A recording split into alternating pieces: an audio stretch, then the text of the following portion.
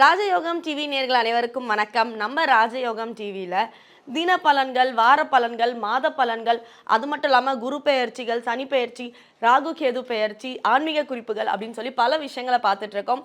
அந்த வகையில் இன்னைக்கு உங்களுக்காக ஆன்மீக குறிப்பு காத்துட்டு இருக்கு. அதை சொல்றதுக்காக ராஜயோகம் புகழ் டாக்டர் கே ராம் சார் அவர்கள் நமக்காக காத்துட்டு இருக்காரு. அவரை நிகழ்ச்சிக்குள்ள வரவேற்றுடலாம். வணக்கம் சார். வணக்கம் சார், திருப்பதி போயிட்டு வந்தால் வாழ்க்கையில் ஒரு திருப்பம் கிடைக்கும் அப்படின்னு சொல்லுவாங்க. ஆனால் பலர் திருப்பதி சென்று வந்தும் திருப்பம் இல்லை அப்படின்னு சொல்லி கவலையில் இருக்காங்க. அது ஏன்? பொதுவாகவே திருப்பதி அப்படிங்கிறது மற்ற கோயிலுக்கு மற்ற தெய்வத்தை வழிபாடு வச்சுக்கணும் அப்படின்னா நீங்கள் விருப்பப்பட்டால் அந்த கோயிலுக்கு தெய்வ சன்னதிக்கு போயிட்டு வர முடியும். ஆனால் திருப்பதி சுவாமியை பொறுத்தளவுக்கு நாம் விருப்பப்பட்ட பத்தாது, அந்த சுவாமி அதாவது திருப்பதி சுவாமியை விருப்பப்பட்டால் தான் நீங்கள் திருப்பதிக்கு போக முடியுங்கிற ஒரு விஷயத்தை கிராமப்புறங்களில் பெரியவங்க சொல்லுவாங்க. அப்படிப்பட்ட திருப்பதி சம்பந்தப்பட்ட 7 மலைகளுக்கு அதிபதியாக இருக்கக்கூடிய எல்லாம் வல்ல எம்பெருமான் அந்த திருப்பதி ஆண்டவரை தரிசிப்பது யாரு போய் தரிசனம் வச்சுக்கிட்டாலும் அவங்களுடைய வாழ்க்கையில் திருப்பம் வரும் அப்படிங்கிறது உண்மை. நீங்கள் விருப்பப்பட்டாலும் படாவிட்டாலும் உங்களுடைய வாழ்க்கையில் திருப்பத்தை கொடுக்கக்கூடிய அமைப்பு இந்த திருப்பதி அப்படிங்கிற மலைக்கு நிச்சயமாக இருக்குது அப்படிங்கிறதும் அதை விட உண்மையாக இருந்துகிட்டு இருக்குது. அப்படிப்பட்ட திருப்பதிக்கு ஒரு சில பேர் திருப்பதி அப்படிங்கிறது எங்களுக்கு பிடிக்காது, நாங்கள் போக மாட்டோம் அப்படிங்கிறத விட போகக்கூடாதுங்கிற விஷயத்தை ஒரு சில பேர் சொல்ல கேள்விப்பட்டிருக்கிறேன்.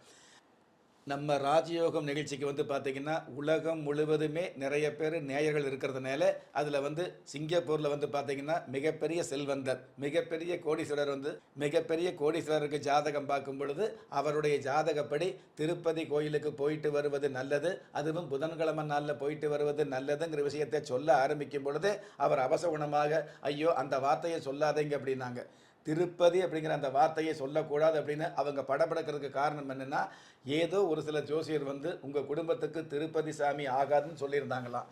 எந்த ஒரு சாமியும் எந்த ஒரு மனுஷனுக்கும் ஆகாது அப்படிங்கிற விஷயத்தை சாஸ்திரம் சொல்லாது. ஆனால் ஒரு சில தெய்வங்கள் உங்களுக்கு மிகப்பெரிய யோகத்தை கொடுக்கும், மற்றற்ற மகத்துவத்தை கொடுக்கும் அப்படிங்கிறது உண்மையாக இருக்கும் ஜாதக ரீதியாக. அதாவது அவருடைய ஜாதகத்தில் நான் ஏன் அவரை திருப்பதி கண்டிப்பாக போயிட்டு வாங்க, லட்சக்கணக்கில் கோடிக்கணக்கில் பரிகாரம் பண்ண வேண்டிய அவசியம் இல்லை, திருப்பதி கோயிலுக்கு போயிட்டு வந்தாலே உங்களுக்கு நல்லது நடக்க போகுது, அடுத்து வரக்கூடிய 17 வருஷத்துக்கு நீங்கள் இதே சிங்கப்பூரில் இன்னும் ராஜாவாக வாழக்கூடிய தகுதி இருக்கிறதா சொல்லியிருந்தேன். எதனால்? அதாவது அவருக்கு அடுத்து புதன் தசை ஆரம்பிக்குது. அந்த புதன் தசை வரும் பொழுது புதன்கிழமை நாளில் திருப்பதி கோயிலுக்கு போயிட்டு வரும் பொழுது மிகப்பெரிய நன்மைகள் கிடைக்குது. இந்த கோடீஸ்வர யோகம் அப்படிங்கிற விஷயத்தை, குபேர சம்பத்து அப்படிங்கிற விஷயத்தை அவங்க கண்டிப்பாக சம்பாதிக்க முடியும். அந்த புதன் பகவான் கூட அந்த ஜாதகத்தில் கன்னி ராசியில் லாபஸ்தானத்தில் அதாவது உபஜெய லாபஸ்தானத்தில் ஆட்சி உச்சம் பெற்று இருக்கிறதுனால கண்டிப்பாக திருப்பதி போக சொல்லியிருந்தேன். அவருக்கு பல கோடி கணக்கு அப்படிங்கிறத விட பல மில்லியன் கணக்கில் சொத்துக்கள் இருக்கிறதுனால இனிமேல் சொத்து சேர்த்துக்கிறோம் அப்படிங்கிறத விட இருக்கிற சொத்தை காப்பாற்றினா போதும், ஆனால் இந்த தெய்வம் வேண்டான்னு சொல்லியிருந்தாங்க. சாதாரணமாக என்னுடைய சிங்கப்பூர் பயணம் போகும் பொழுதெல்லாம் அதாவது விமான நிலையத்திற்கு ரோல்ஸ் ராயல்ஸ் காரில் தான் என்னை அழைச்சிட்டு போவார். அவ்வளோ பெரிய செல்வந்தர். இந்த திருப்பதிங்கிற விஷயத்தை சொல்லும் பொழுது திடுதிப்புன்னு பயந்தார் அப்படிங்கிறது தான் உண்மை. அந்த அளவுக்கு பயமுறுத்தி வச்சுருந்தாங்க. அவருக்கு எவ்வளவோ அவரோட வழியில் போய் அவரை திருப்பதி போக வச்சேன். ஒரே மாதத்தில் திருப்பதி போயிட்டு வந்தார். நான் சொல்லக்கூடிய நாளில், சொல்லக்கூடிய தேதியில், சொல்லக்கூடிய நேரத்தில் திருப்பதி போயிட்டு வந்தார். திருப்பதி போயிட்டு வந்ததுக்கப்புறம் அதாவது உணவு சம்மந்தப்பட்ட அமைப்பில் அதாவது உணவு சம்மந்தப்பட்ட வியாபாரத்தை அவர் செஞ்சுக்கிட்டு இருக்கிறாரு. அதில் பார்த்தீங்க அப்படின்னா இந்த திருப்பதி போயிட்டு வந்ததுக்கப்புறம் சைனா சம்மந்தப்பட்ட அந்த நாட்டிலிருந்து 5600 பணியாளர்களை வச்சு அந்த உணவு விடுதி, இன்னொரு அதிகமான உணவு விடுதி ஆரம்பிக்கக்கூடிய ஒரு வாய்ப்பை அந்த 1 மாத காலத்துக்குள்ளே அவருக்கு கிடைச்சது அப்படிங்கிறத உண்மை. இது எதனால்?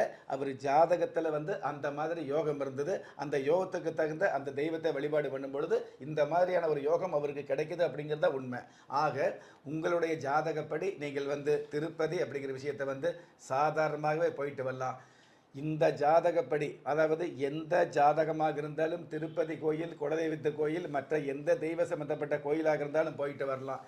இந்த கோயிலுக்கு போகக்கூடாது அப்படின்னு எந்த சாஸ்திரமும் சொல்ல கிடையாதுங்கிற விஷயத்தை இந்த நேரத்தில் நம்ம திரும்ப திரும்ப சொல்ல கடமைப்பட்டிருக்கிறேன்.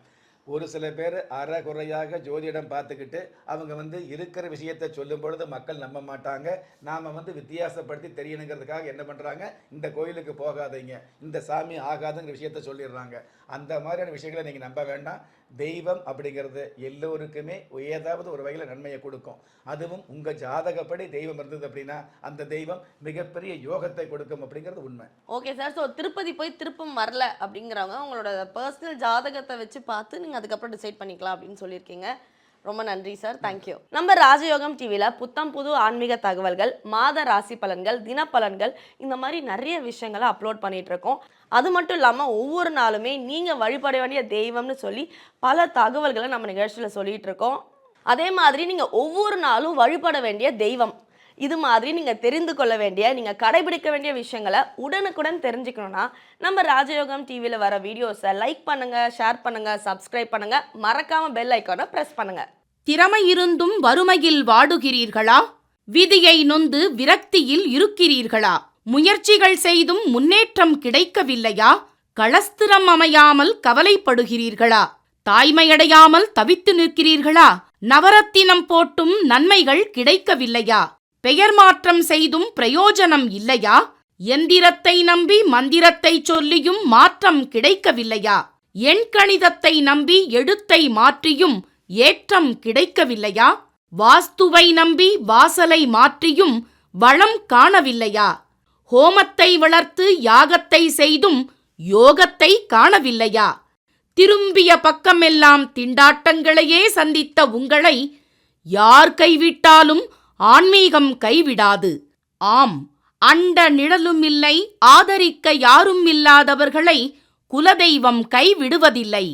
கிள்ளிக் கிடைக்கக்கூடிய யோகங்களை அள்ளிக் கொடுக்கக்கூடிய ஆன்மீக அற்புதம் குலதெய்வ விருட்சம். திக்கற்ற யாவரும் ஒப்பற்ற பயன்பெற வாங்கி பயனடைவீர். குலதெய்வ விருட்சம். குலதெய்வ விருட்சம், குடும்பமே சுபிட்சம்.